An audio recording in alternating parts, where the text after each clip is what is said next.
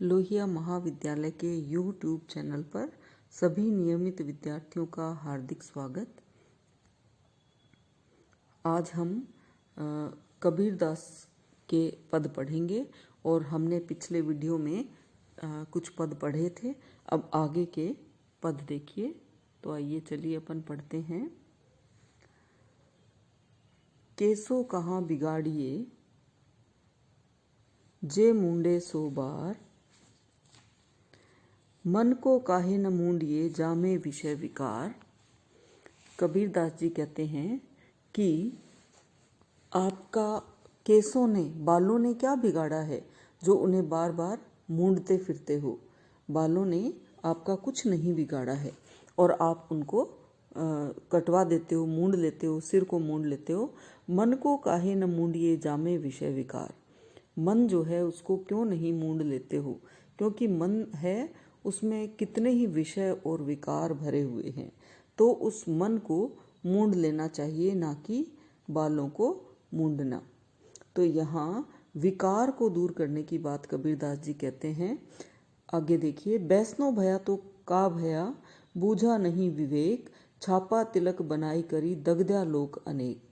कबीरदास जी कहते हैं वैष्णव होने से क्या हुआ। अगर आप पैदा होने के बाद वैष्णव धर्म को अपनाते हैं या वैष्णव हैं तो इससे क्या हुआ। बूझा नहीं विवेक, आपने ज्ञान को तो समझा ही नहीं। बूझा है नहीं समझना, ज्ञान नहीं है आपको, आपने कुछ समझा नहीं, तो वैष्णव होने का कोई फायदा नहीं है।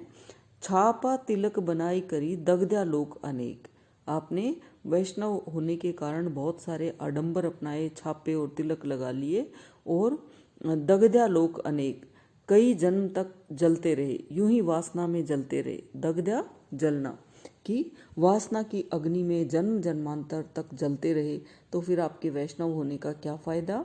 तो कहने का मतलब है कि आडंबर का कोई महत्व नहीं है। कबीर माला काट की कही समुझावे तो ही, मन न फिरावे आपना आपणों कहाँ फिरावे मोही। कबीरदास जी कहते हैं कि काठ की माला को लोग फेरते हैं और कितनी बार कबीरदास जी कहते हैं कि समझाते हैं कि काठ की माला तुम फेर रहे हो, मन न फिरावे आपणों कहाँ फिरावे मोही। काठ की माला कहती है कि आप अपने मन को तो नहीं, मन का फिरना तो रोक ही नहीं पाते हो। मन का फेर जो है वो रोक नहीं पाए और कहाँ फिरावे मोही, मुझे क्यों फिरा रहे हो। मन न फिरावे आपना, जो मन है उसको भगवान की तरफ क्यों नहीं फिराते हो, या मन तो विषय वासनाओं में भटका पड़ा है, उसको ईश्वर की तरफ नहीं फिराते हो बल्कि मुझे फिराते रहते हो। अभिप्राय है कि ये माला फिराने से कोई कष्ट दूर नहीं होता, कोई पाप दूर नहीं होता, जबकि मन को विषय वासनाओं से हटाने से ईश्वर की प्राप्ति होती है। तन को जोगी सब करे, मन को बिरला कोई, सब सिद्धि सहजे पाइए जे मन जोगी होए। कबीरदास जी कहते हैं तन को जोगी सब करे, कि लोग जो है शरीर का योग करते हैं। आपने देखा होगा बहुत सारे लोग योग करते हैं। योग करने के बाद आदमी जो है वो शांत हो जाता है और उसको किसी प्रकार का क्रोध नहीं आता है, विषय वासनाओं के प्रति वो आकर्षित नहीं होता है। लेकिन यहाँ लोग शरीर से योग करते हैं। तो शरीर के योगी तो बहुत सारे हैं, मन का बिरला कोई, मन को भी योग के द्वारा वशीभूत कर लेने वाले कोई बिरले ही योगी होते हैं।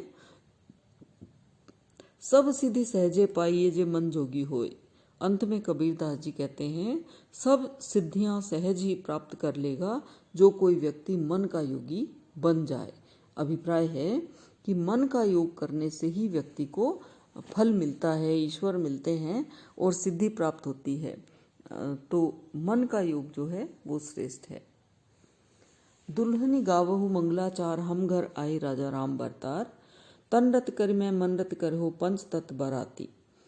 कबीरदास जी यहाँ पर आत्मा और परमात्मा के संबंध को व्यक्त करते हुए कहते हैं दुल्हनी गावहु मंगलाचार, हे आत्मा रूपी दुल्हनी तुम मंगलाचार गाओ। कबीरदास जी इस पद में वर्णन करते हैं, आत्मा रूपी दुल्हन से कहते हैं कि मंगलाचार गाओ, क्योंकि हमारे घर राजा राम रूपी भरतार या दूल्हे जो है विवाह करने के लिए आए हैं। तन रत कर में मन रति करे हो पंच तत्व बाराती। राम रूपी दूल्हे के आने पर आत्मा कहती है कि मैंने तन और मन को राम के रंग में रंग लिया है। राम यहाँ पर दशरथ पुत्र नहीं है बल्कि निर्गुण ब्रह्म का प्रतीक है, परमात्मा का प्रतीक है। तो आत्मा कहती है कि मैंने राम के आगमन पर तन और मन को रंग लिया है और पंच तत्व इस विवाह में बराती के रूप में आए हैं। रामदेव मोय पहुने आए, मैं जोबन में माती। कबीरदास जी कहते हैं कि आत्मा प्रसन्न है कि विवाह करने के लिए राम जो है वो पाहुने बन करके आए हैं, दूल्हे बन करके आए हैं और आत्मा यौवन में मस्त है। शरीर सरोवर बेदी करियो ब्रह्म वेद उचारा। कबीरदास जी कहते हैं कि अब इस अनोखे विवाह में शरीर रूपी सरोवर की मैं वेदी बना लूंगी और इसमें ब्रह्मा वेद का उच्चारण करेंगे। आगे की कुछ पंक्तियां कट गई है तो मैं आपको वैसी व्याख्या कर देती हूँ। रामदेव संग भावरे लई हूँ, धनी धनी भाग हमारा। कबीरदास जी कहते हैं रामदेव के साथ में, भगवान राम के साथ में यानी परम ब्रह्म राम के साथ में भावरी यानी फेरे लेकर के आत्मा जो है कहती है कि मेरे भाग्य धन्य हो गए हैं कि राम के साथ फेरे लिए हैं। सुर 33 कोटिक आए मुनिवर सहस 88। कबीरदास जी कहते हैं इस अनोखे विवाह में जिसमें आत्मा परमात्मा का मिलन होता है उसमें 33 करोड़ देवी देवता और जो ऋषि मुनि है हजारों 88,000 ऋषि मुनि आए हैं। कहे कबीर हम ब्याही चले हैं पुरख एक अविनाशी। अंत में कबीरदास जी कहते हैं कि हम एक अविनाशी पुरुष से विवाह करके चले हैं, यानी आत्मा परमात्मा से मिलने चली है। मन रे जागत रहिए भाई, गाफिल होई बसत मत खोवे, चोर घुसे घर जाई। कबीरदास जी कहते हैं कि हे मेरे मन जागृत रहना, गाफिल होई बसत मत खोवे, लापरवाह होकर के वस्तु को मत खो देना, जो आत्मा रूपी वस्तु है उसको मत खो देना।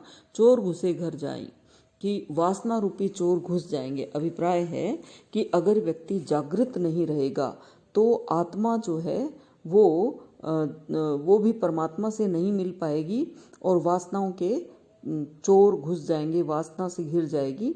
षट चक्र की कनक कोठड़ी बसत भाव है सोई। कबीरदास जी कहते हैं कि षट चक्रों की स्वर्णिम कोठड़ी है जिसमें वस्तु सोई हुई है, आत्मा सोई हुई है। ताला कुंजी कुलुफ के लागे उगड़त बार न होई।